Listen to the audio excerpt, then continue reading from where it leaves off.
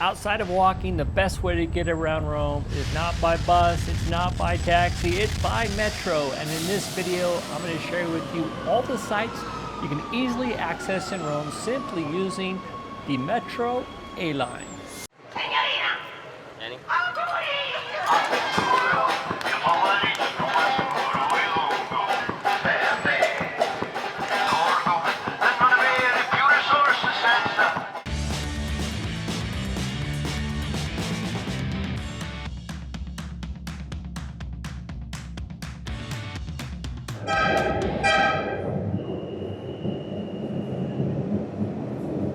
Using Rome's Metro is by far the most efficient way to get around Rome, and I recently did a video sharing all the sites you can see in Rome by use of the B line.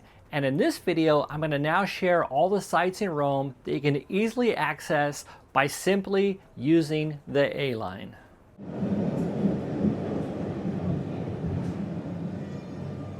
If you have not had a chance to watch my video I did about Rome's B line, you might be wondering, how safe is Rome's Metro? Well, the Metro itself is very safe. Violent crime is almost non-existent, but there are thieves. They will stick their hands in your pockets, in your purse, in your bags, and try to take your wallet, cash, money, whatever they can get their hands on. So you do need to pay attention. It's not a huge threat, but it is a threat, and you need to be aware of that. So just pay attention, and a lot of the problems will be solved simply by being alert, attentive. And another tip, just don't put yourself in a situation where you're getting into an overcrowded bus or an overcrowded metro car. Just wait for the next one. That may be inconvenient, but at the same time, it keeps your money in your pockets.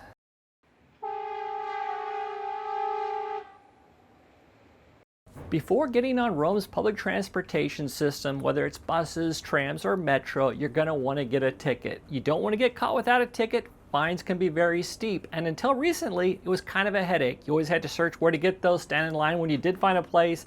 Now, it's so much easier with a new system they implemented maybe 2 years ago called Tap and Go. You simply use your credit card right at the turnstile of the metro or on the buses directly.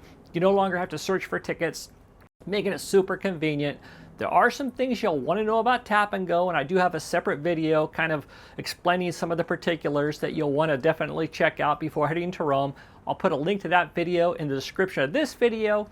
But anyway, Tap and Go has really made using Rome's public transportation system so much easier.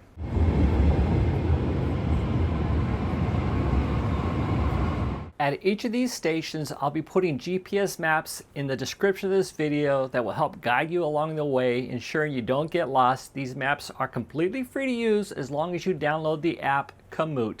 Again, Komoot does not charge to use it in the city of Rome, making it super convenient for you. And all of these itineraries will be found in the description of this video.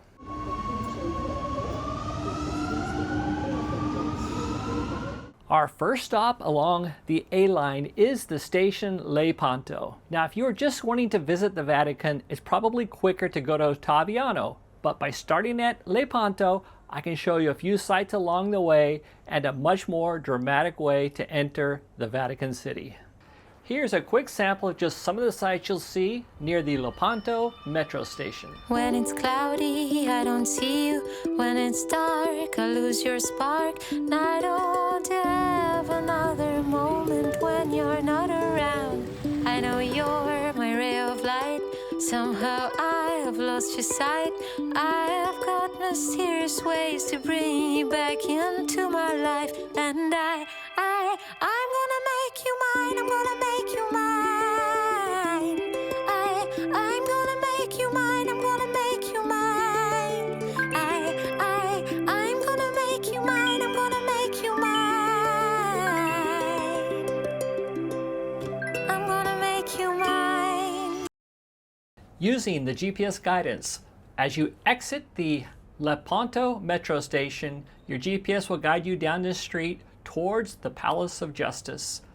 Over and around it to Ponte Umberto, where you can get great views and a great picture of St. Peter's Basilica. Then it will direct you over towards Castel Sant'Angelo, and then down a very majestic street, a very impressive way to enter Vatican City. As we exit Vatican City, heading towards the Ottaviano station, there are a couple of places I want to mention. One of them is a little pizza place called Pinza, MPO. It's where you can get the Pinza style pizza. It's kind of a quick little place. It's not like a fancy restaurant or anything. The pizzas are 6-7 euros, fairly inexpensive, but I found them to be pretty good, and it's kind of a tradition that we do whenever we go towards the Vatican. We usually stop by there. Ciao, so I'm Alessio, hello everybody, and I want to show you something like this one. That's my favorite, for example. This is made with capocollo. It's a ham from South Italy. Maybe in US you call it gabagool or something like that. That's made with stracciatella cheese. It's a cream of buffalo mozzarella cheese, and sun-dried tomato. This is really good, my friend. Or maybe you can prefer about this one. That's spicy salami with mushroom, peppers, stracciatella cheese as well. And that's a classic for the Americans too, for our American customers. They love it a lot. That's my favorite. Those two for sure, but we can show you, we have a menu, it's full of pizza, so we can help you with everything, and we can change ingredients and edit, so it's totally made for you. I'll wait for you, so we stay open every day except for the Sunday. That's the day of our Lord, so we stay closed and nothing. So I'm happy to receive you here. It shouldn't be hard for you to find something to eat before heading back to the Ottaviano metro station, where you can hop back on the A line heading towards Flaminio.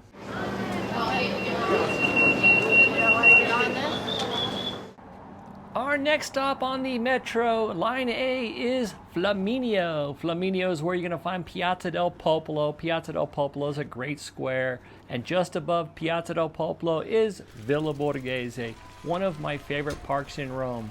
In Villa Borghese, you can ride one of those buggies and tour that all over the park. You can visit Villa Borghese Gallery. There's even a zoo and a small lake where you can rent a boat. While you're in Villa Borghese, be sure not to miss Terrazza Pincio. It's a great overlooking Rome and great views of St. Peter's from there. It's just a really fun place to go to all day long, especially in the evenings.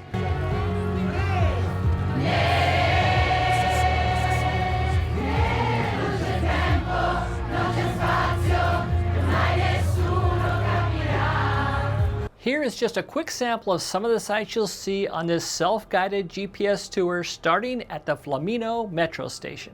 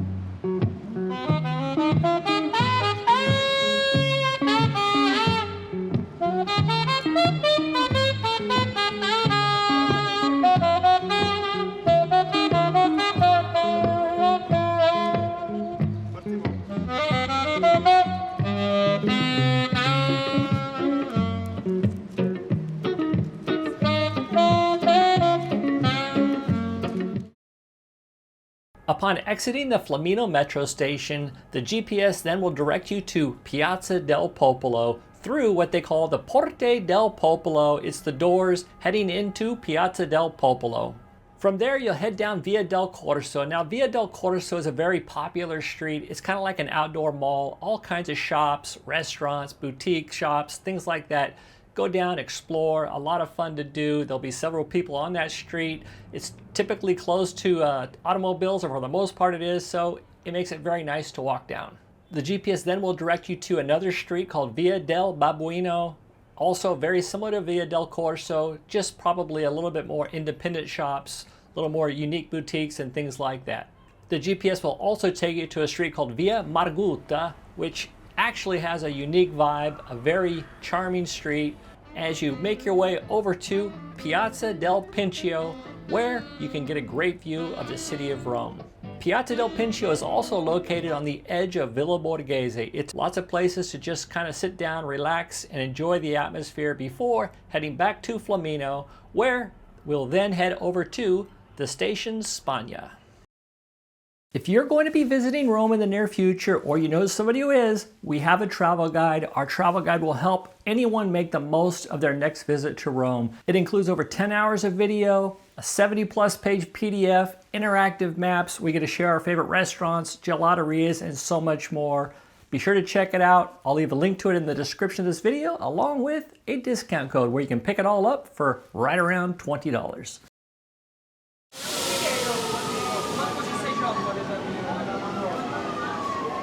Our next stop along the A-line is Spagna. Spagna is where you're going to find the Spanish Steps. Here's a quick sample of some of the sights you'll see on this self-guided itinerary, starting at the station Spagna.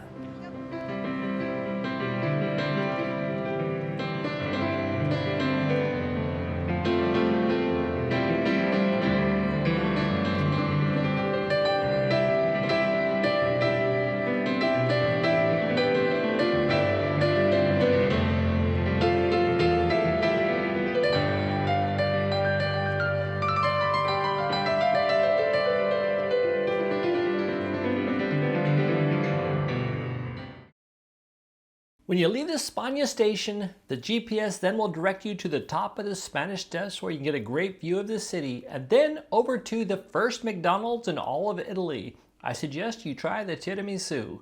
We're at McDonald's and these girls are going to tell us what they think. We just went to 2 sizes and got some tiramisu there. So now they're going to tell us what they think of the tiramisu here at McDonald's compared to 2 sizes. No, at 2 sizes, it was just like super dense and it set really heavy. This one is like lighter, better ratios, and it's like actual flavor rather than just cream. The other one was very cream. It's very sweet, very heavy, but it was lighter and more coffee flavor. Yeah. So I think this one's better. So there you have it. The tiramisu at McDonald's is superior to 2 sizes. Then over to the Column of Marcus Aurelius, to the Trevi Fountain, then to Piazza Barberini where you can get back on the metro. The next stop along the A-line is the station Republica. Right out in the middle of the square there, as soon as you enter or exit the metro station, you're going to see one of my favorite fountains. It's called the Fountain of the Naiads.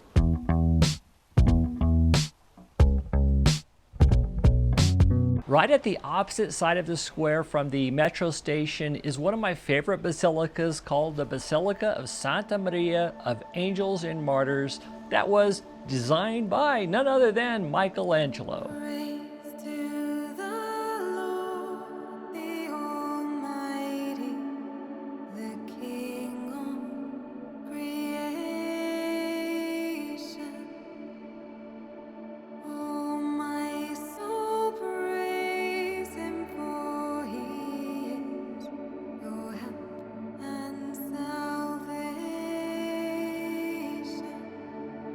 A short walk to one of my favorite gelaterias called Come Il Latte.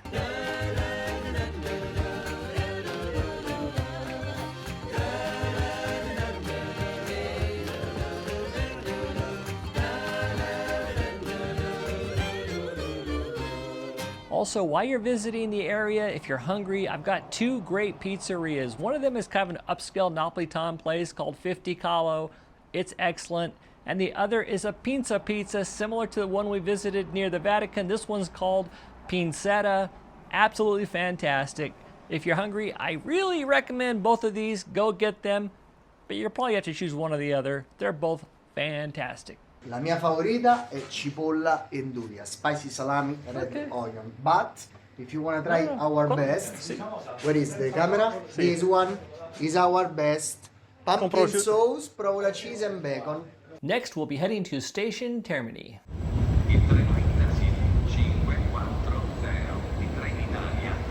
Our next stop along the A-line is Termini Station. Termini Station is where the A-line and the B-line cross, but there are also some sights right around the Termini Station you don't want to miss. The biggest site is probably La Basilica di Santa Maria Maggiore, just a short walk from Termini.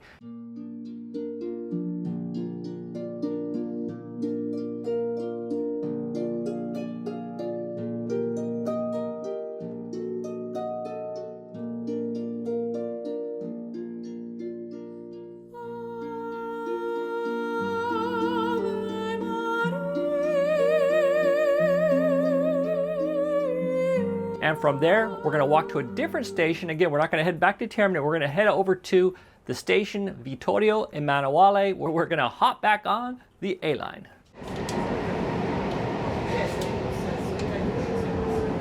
Our next stop along the A line is station San Giovanni. That's where you're going to find La Basilica di San Giovanni in Lateran.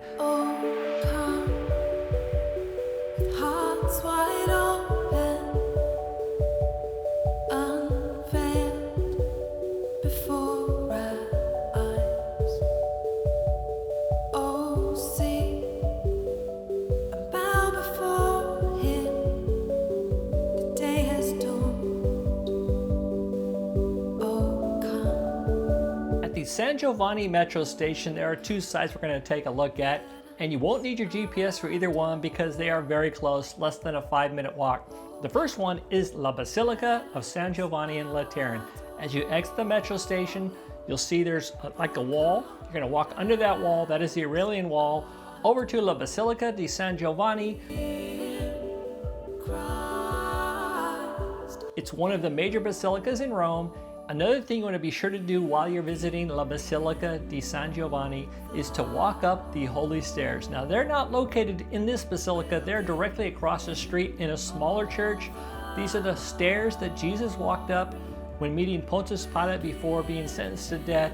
They're the exact same stairs. They were once in Jerusalem, they're now in Rome, and you can walk up those stairs too, but get this, you have to walk them on your knees. You have to go up on your knees. Quite an experience, so I recommend you do that. Be sure to hit both of those sites, and then you're going to hop back on the metro, and we're going to head over to Subaugusta.